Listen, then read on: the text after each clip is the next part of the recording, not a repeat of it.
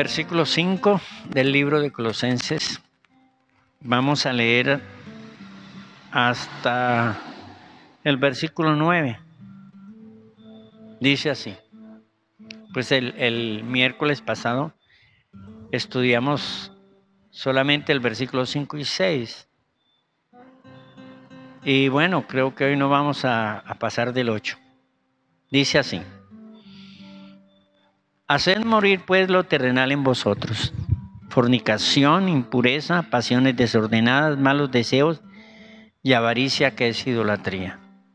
Cosas por las cuales la ira de Dios viene sobre los hijos de desobediencia. Dijimos que los hijos de desobediencia eran aquellos que no obedecían a la palabra del Señor, al evangelio del Señor. Y los hijos de desobediencia están sujetos a la ira de Dios, porque ellos practican pecados como la impureza, la fornicación, las pasiones desordenadas, los malos deseos, la avaricia, en fin.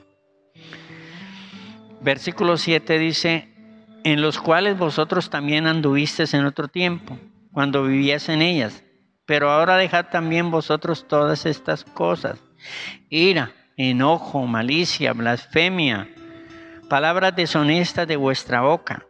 No mintáis los unos a los otros, habiendo despojado del viejo hombre con sus hechos. Veamos el 10 y 11.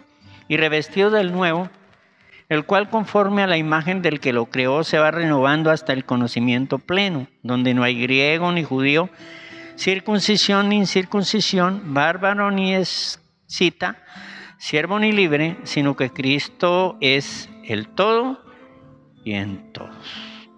12. Vestidos pues como escogidos de Dios, santos y amados, de entrañable misericordia, de benignidad, de humildad, de mansedumbre y de paciencia. Y sin duda, hermanos, en estos versículos hay mucho que aprender, hay mucho que estudiar, hay mucho que nos puede edificar. Empecemos diciendo que el versículo número 7 dice: pero ahora dejad también vosotros estas cosas.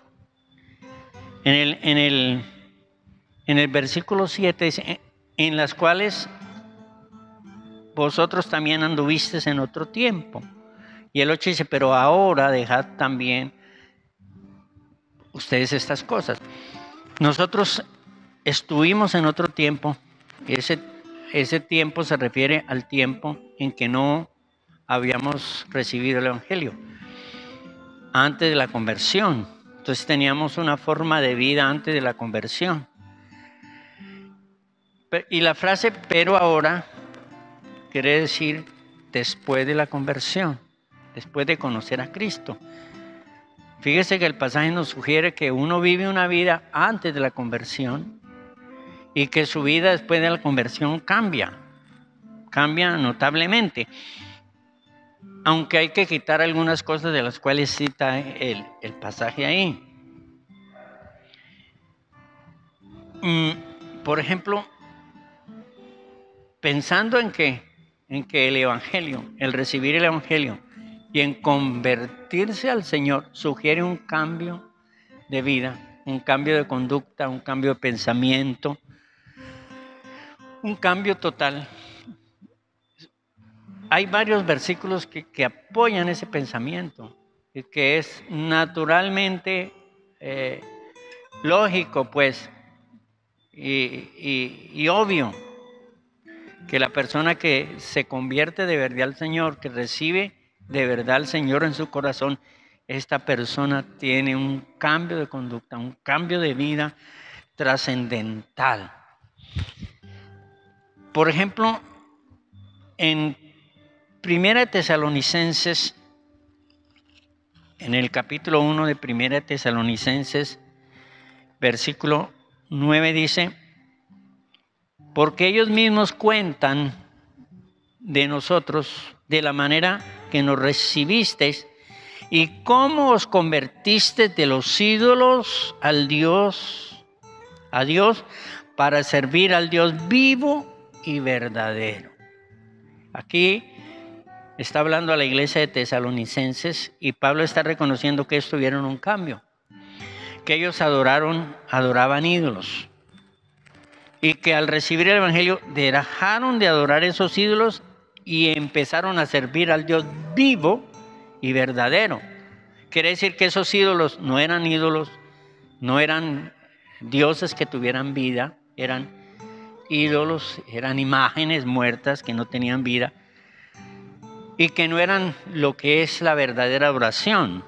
Ellos estaban en un sistema de adoración equivocado, erróneo, adorando dioses muertos y adorando lo que no era verdadero. Y al convertirse a Cristo, el apóstol Pablo dice, ahora ustedes sirven a un Dios vivo y verdadero.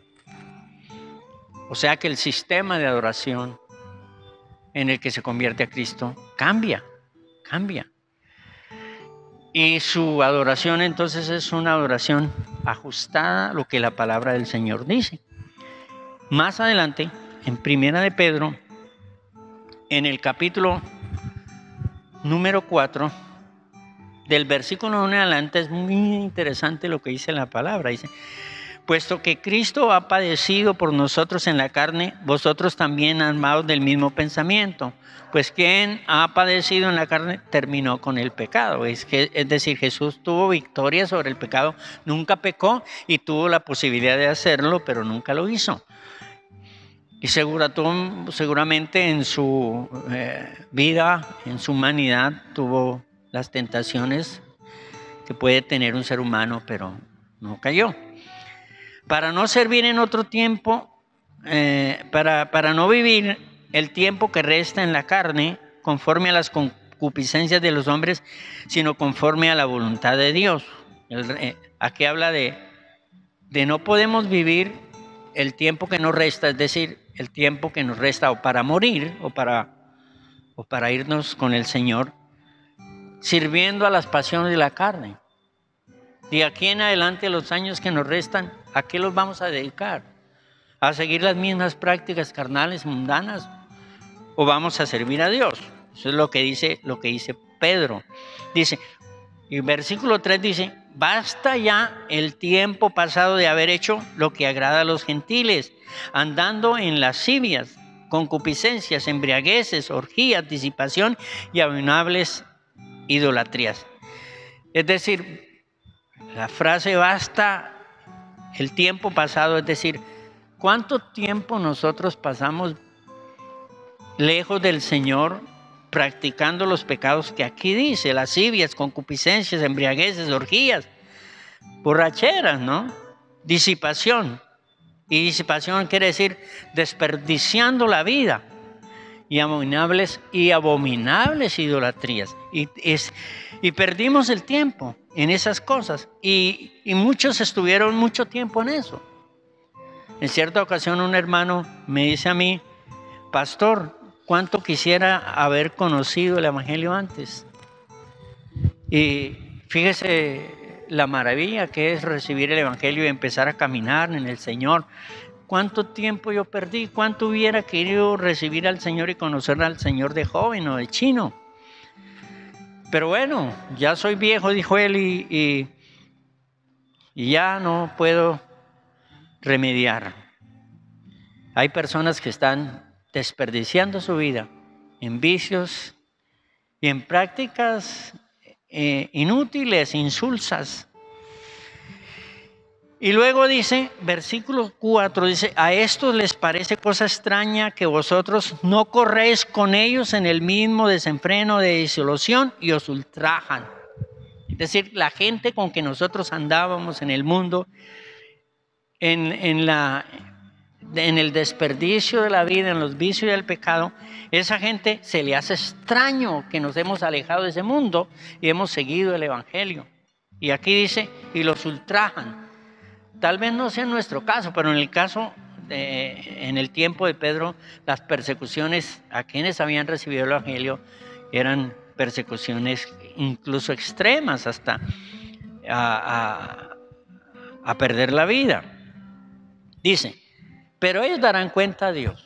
Entonces aquí está diciendo, y el punto aquí es que antes teníamos unas prácticas y andamos en unos pecados del mundo.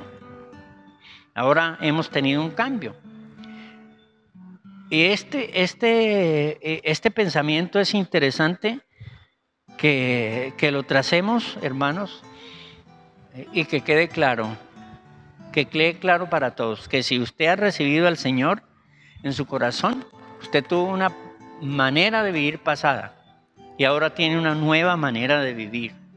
Y si no ha experimentado eso, entonces usted no ha recibido al Señor, no ha hecho la decisión realmente por Cristo. Miremos Efesios capítulo 2, versículo 11.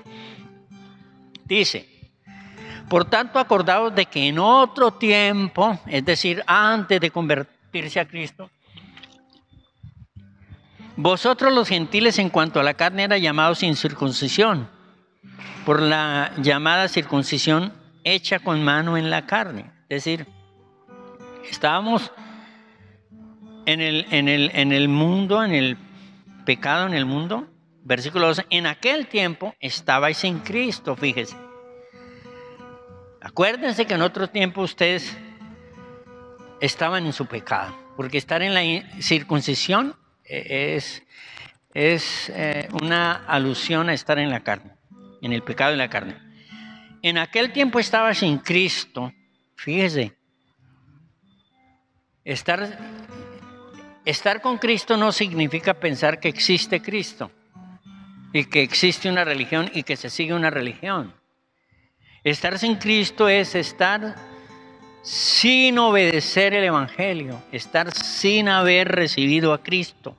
Todos aquellos que no han recibido a Cristo en su corazón están sin Cristo, aunque crean en Cristo. Qué maravilla esto, ¿no? Dice: alejados de la ciudadanía de Israel, ajenos de los pactos de la promesa, sin esperanza y sin Dios en el mundo. Y esto es un panorama bastante gris. Aquella persona que no ha recibido al Señor en su corazón, dice que está lejos de Él. Dice que está sin esperanza y que está sin Dios en el mundo. Y usted puede decir, pero ¿cómo, pastor, si yo creo en Dios? Sí, sin duda, usted cree en Dios. ¿Sabía usted que la Biblia dice que los demonios creen en Dios? Y que tiemblan porque ellos saben del poder de Dios. ¿Usted sabía que de los más creyentes son los demonios? Porque pues ellos en la realidad conocen de cerca la existencia, la gloria y el poder de Dios. Es decir, no es suficiente creer en Dios, hay que hacer un compromiso con Él, hay que hacer una entrega, hermanos, con Él. Y más adelante, Efesios 5, 3 al 8, dice, fijémonos: pero fornicación y toda inmundicia o avaricia ni aun se nombre entre vosotros como conviene a santos. Estos pecados no pueden ser practicados en la iglesia, dice aquí, porque lo llama los santos, es decir, los apartados ya del mundo. No deben estar practicando las cosas porque han salido de allá. Dice: ni palabras deshonestas, ni necedades, ni truhanerías. Me sorprendió, y no tengo tiempo para estudiar cada una de estas palabras, pero me sorprendió estudiar sobre la palabra truhanería. Y la palabra truhanería significa chistes de doble sentido. ¿Cuántas veces usted se sienta los sábados a ver sábados felices a oír chistes y a ver chistes de doble sentido? Eso se llaman truhanerías en la Biblia. Y dice aquí truhanerías que no convienen. Y generalmente esas truhanerías o esos chistes de doble sentido generalmente tienen que ver con el sexo. Luego la Biblia llama eso inmundicia. Inmundicia. Tenemos que apartarnos de esas prácticas, hermanos, que no agradan al Señor. Dice: porque sabéis esto, versículo 5, que ningún fornicario, inmundo o avaro que es idólatra tiene herencia en el reino de Cristo y de Dios.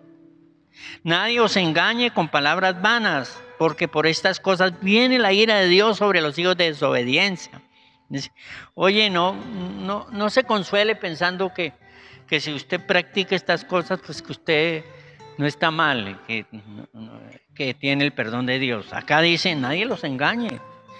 Ni se engañe usted ni nadie los engañe. Dice, no seáis partícipes con ellos.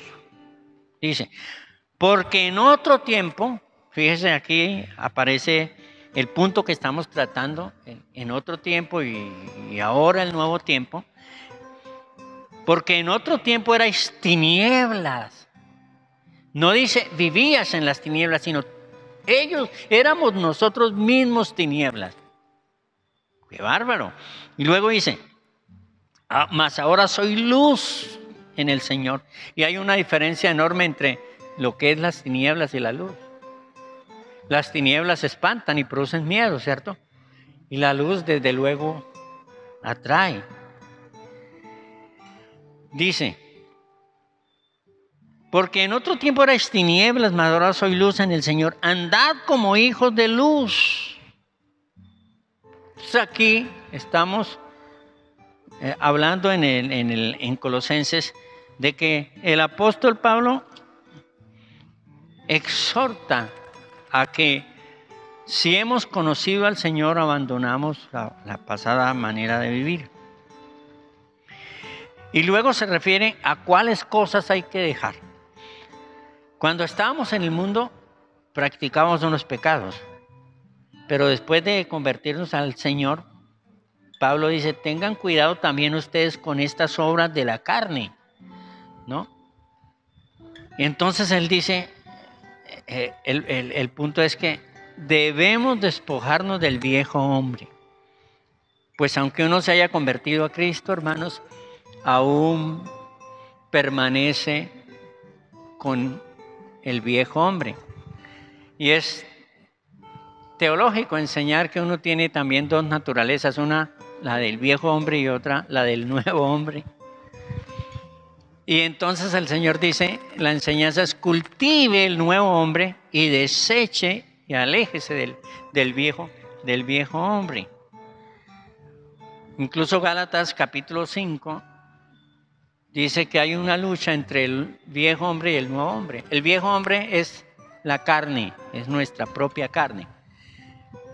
Es decir, son nuestros propios deseos, son nuestras propias tentaciones, eso es el viejo hombre. El viejo hombre es la tentación que tenemos para tratar mal al hijo, para la ira que tenemos para responder mal a la esposa, no sujetarse al esposo, la esposa. El hijo contestarle al padre y ser desobediente. Aunque este hijo sea cristiano, puede ser desobediente. Y esa conducta está dentro del viejo hombre. Es una conducta de la carne, de su carne. Entonces hay que luchar contra la carne y hay que darle muerte a la carne. Y eso es lo que Pablo está tratando acá.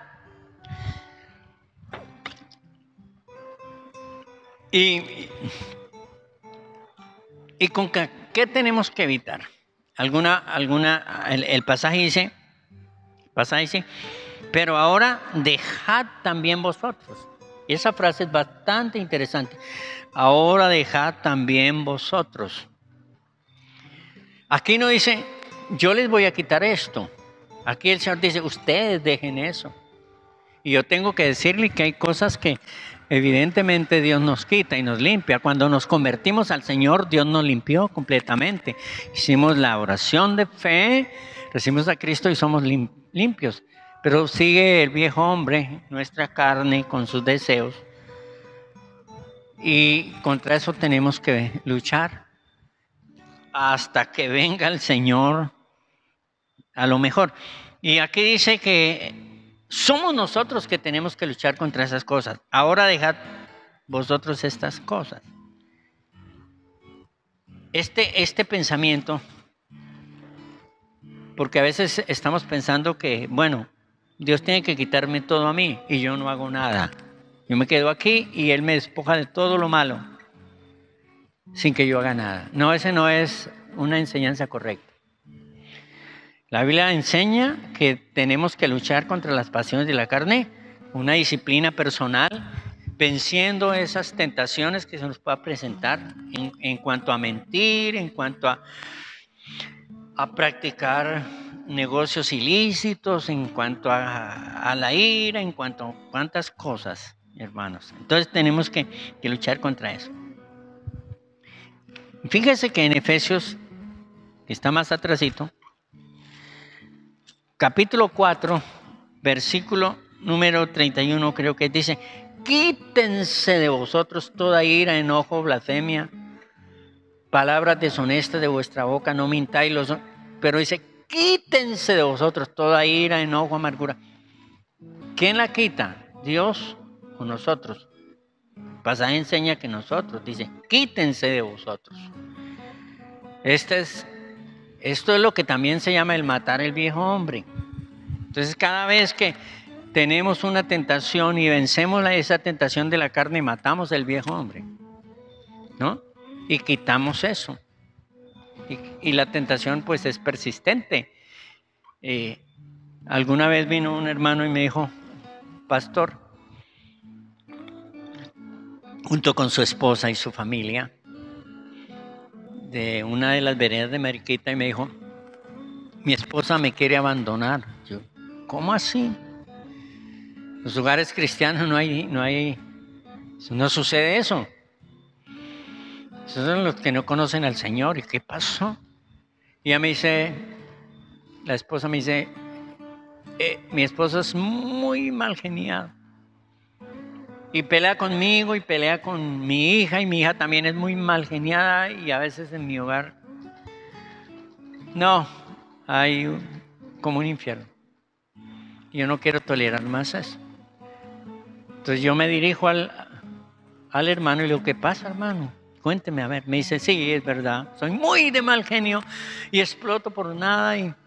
Pero mire, pastor, me dice, yo he ayunado, yo he orado, yo he hecho hartas cosas y no ha pasado nada. Entonces yo le mostré estos 2 versículos, le dije: mire, es que el que tiene que trabajar es usted. Dios le ayuda si usted trabaja. Si usted no trabaja y espera que Dios lo haga todo, no pasa nada, no va a pasar nada. Pero las cosas funcionan así, aquí, en este contexto de la lucha contra el viejo hombre, hermano. Y aquí tenemos que el apóstol nos sugiere qué cosas quitar, hermanos. La primera: quítese vosotros toda ira. Y hermanos, me voy a detener un poquito aquí, hacer pues no un estudio completo sobre la ira, ¿no? Porque podía perder como el sentido del estudio del libro de Colosenses.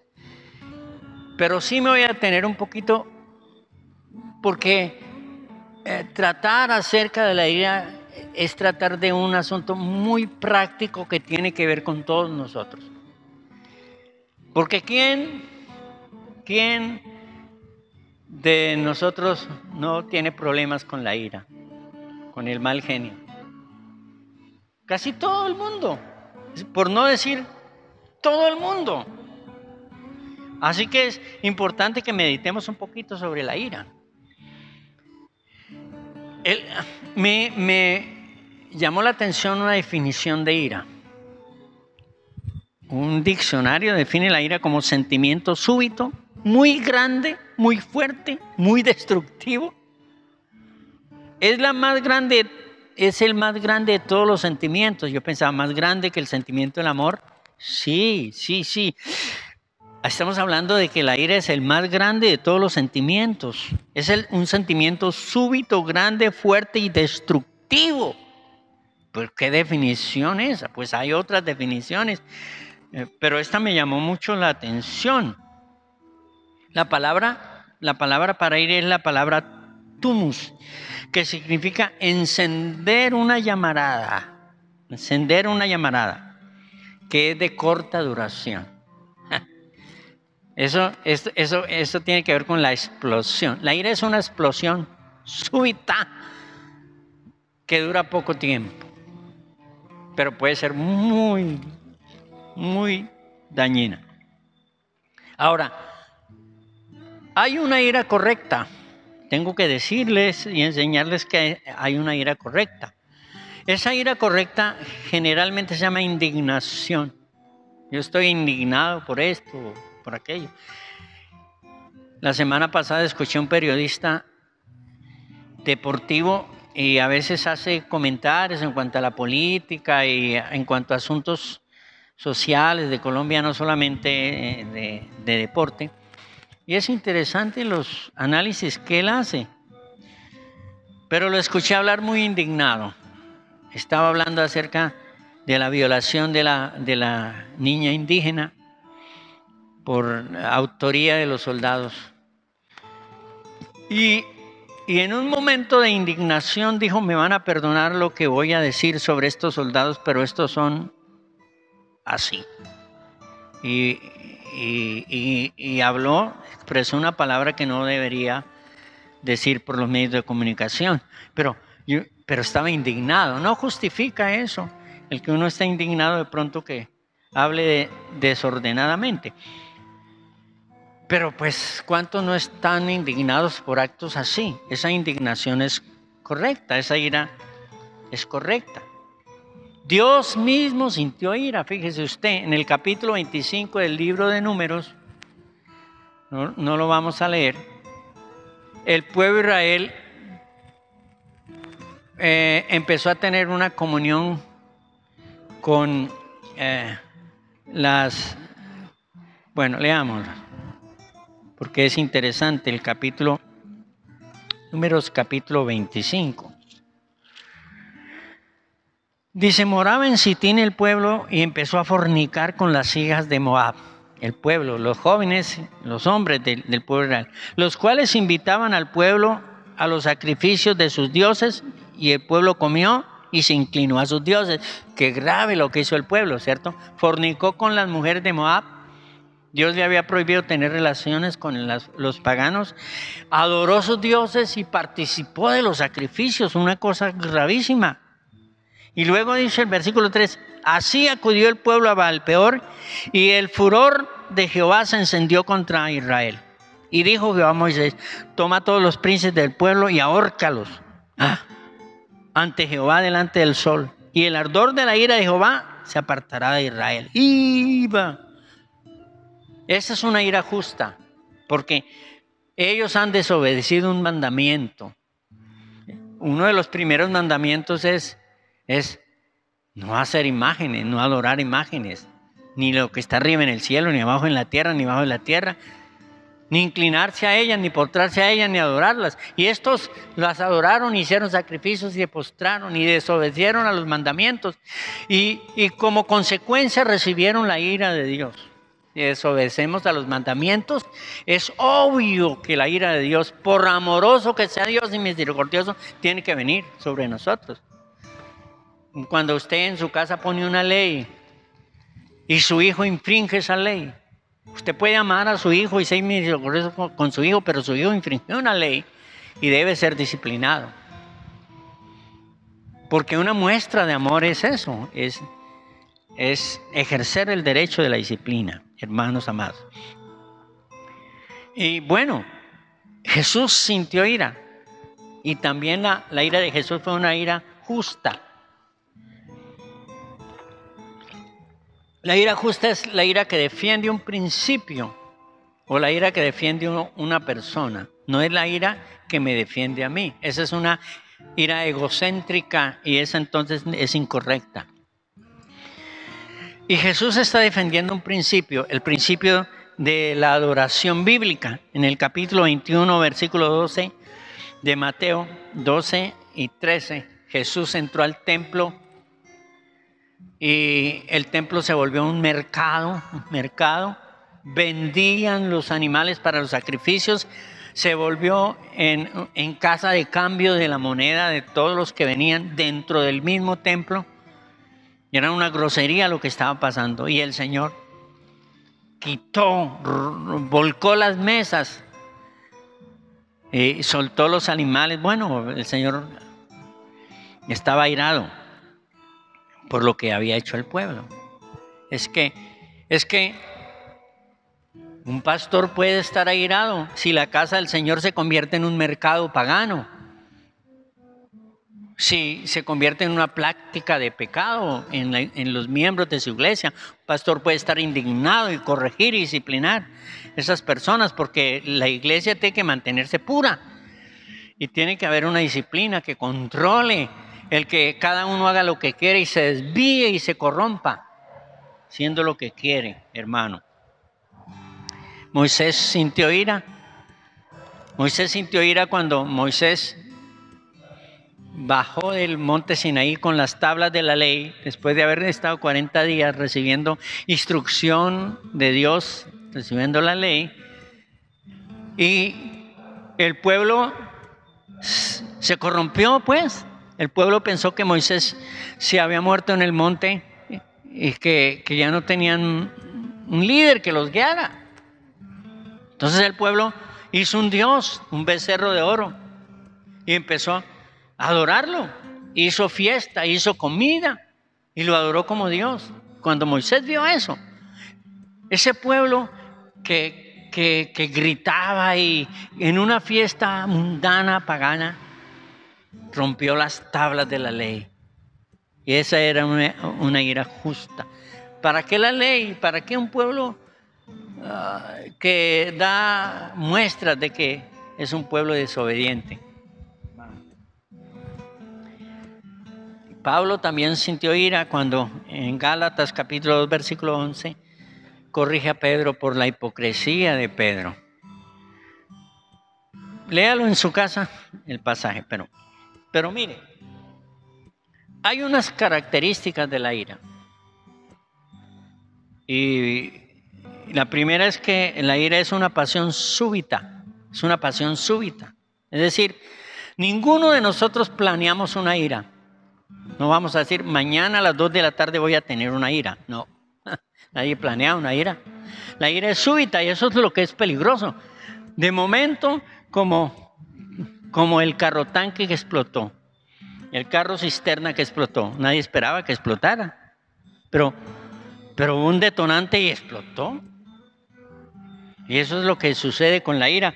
De pronto, algo enciende la ira en personas, especialmente en personas que son dadas a la ira. Hay personas que fácilmente se excitan por la ira, para la ira y se dejan llevar por la ira.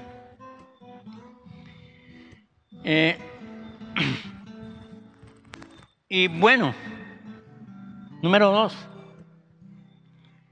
La ira es una pasión natural. Es decir, es de todos. Todos alguna vez tenemos ira. Hemos tenido ira.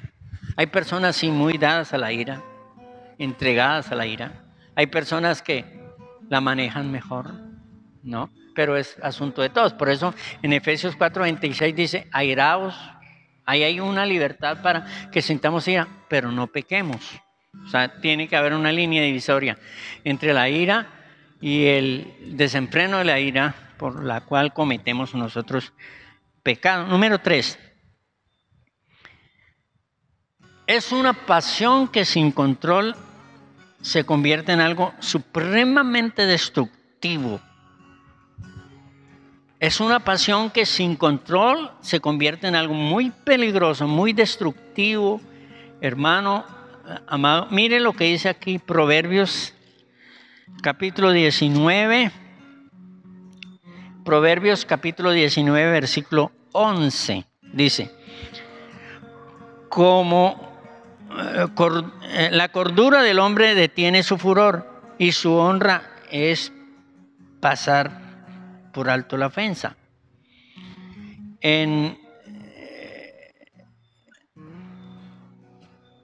Recuerdo que en cierta ocasión, algunas veces que he tenido que ir a la cárcel de Honda a oficiar matrimonios, me encontré con un señor que estaba condenado a varios años por homicidio. Y ese señor había conocido del Señor. Y en cierta ocasión estaban en la iglesia como en una celebración. me contó él. Y estaban preparando unos alimentos y él estaba cortando una cebolla con otros creyentes ahí, cortando unos tomates y otra cebolla y eso.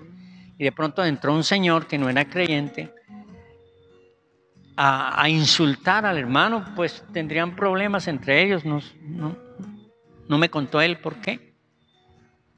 Y de repente el hermano sintió esa ira súbita y sacó el cuchillo y le dio una puñalada por él en el pecho y lo mató. Y cayó ahí muerto. Terrible. Y el hermano, claro, estaba muy arrepentido y decía, pero yo no supe a qué hora hice eso, yo no pensé hacer eso, no sé qué me pasó. Estudiando un poquito sobre lo que dice la ciencia sobre la ira, yo veo que suceden reacciones graves en el cuerpo cuando una persona experimenta la ira. Por ejemplo, la presión arterial sube. Por ejemplo, el sistema nervioso es afectado, el corazón se acelera, el lóbulo izquierdo del cerebro tiene un impacto. En otras palabras, lo que yo puedo entender en lo que leí es que se pierde la razón, se va la lógica, se nubla la mente por completo y la persona se desconecta por unos segundos, se desconecta completamente la persona. Es decir, parece que por segundos se le mete un demonio y comete actos gravísimos. Fíjese lo tremendo que puede ser la ira que no tiene control, que es una ira destructiva. Número 4. Y es para no creer, es que la ira es algo que se aprende, Mire, estamos en Proverbios 21, pase al 22, versículo 24, dice, no te entremetas, es decir, no te acompañes, no tengas compañías con el iracundo, no andes con el iracundo, no compartas con el iracundo, ni te acompañes del hombre de enojos. No ande con esas personas que son iracundas y dadas al enojo. No sea que aprendas sus maneras y tomes lazo para tu alma. No seas de aquellos, bueno, aquí la palabra del Señor dice que si uno anda con una persona iracunda, uno empieza a copiar sus maneras, empieza a aprender de su ira. Y fíjese que igual sucede en el hogar con el padre o la madre iracunda. Enseña sus maneras a sus hijos y sus hijos igualmente crecen en el ambiente de la ira. Terrible. Número 5. La ira es una muestra de debilidad de carácter. Algunos dicen es que mi carácter es muy fuerte. No es fuerte, es débil. No es fuerte. Mire lo que dice Proverbios 16, 32. Dice, mejor es el que tarda en airarse que el fuerte. El que se aira, el que tiene ira no es fuerte. Dice, el que no se deja mover de la ira es el que es fuerte. Dice, el que se enseñorea de su espíritu, del espíritu de su ira, que el que toma una ciudad. Es más importante, y en ese tiempo tomar una ciudad y vencer un rey enemigo y un ejército enemigo era muy importante. Pero aquí dice, más importante que cualquier acto heroico, pues, es controlar su propia ira, es dominar su propia ira. Una persona puede ser un gran deportista, una persona puede ser un hombre de letras, una persona puede ser muy intelectual, una persona puede tener muchos atributos y logros en esta vida, pero ser un derrotado porque no puede controlar sus sentimientos de ira. Eso es lo que dice el pasaje. Estaba leyendo un poquito de Alejandro el Grande, que conquistó a los 33 años el mundo de la época y con la implantación del Imperio griego. Y tenía un gran amigo que se llamaba Clitus, el más cercano, el amigo de su corazón, y en un momento de ira lo mató. Podía conquistar, mire, podía conquistar pueblos, podía conquistar naciones, podía... un hombre tan guerrero, tan valiente como ese, no pudo vencer sus sentimientos de ira. Los más grandes hombres son derrotados, hermanos, por el sentimiento de ira. Vamos a tener que dejar hasta ahí el estudio y el miércoles que viene seguimos con el segundo hábito pecaminoso por el que tenemos que dejar. Luego es el enojo. Gracias por el estudio de tu palabra, Señor. Síguenos hablando, síguenos dando sabiduría, síguenos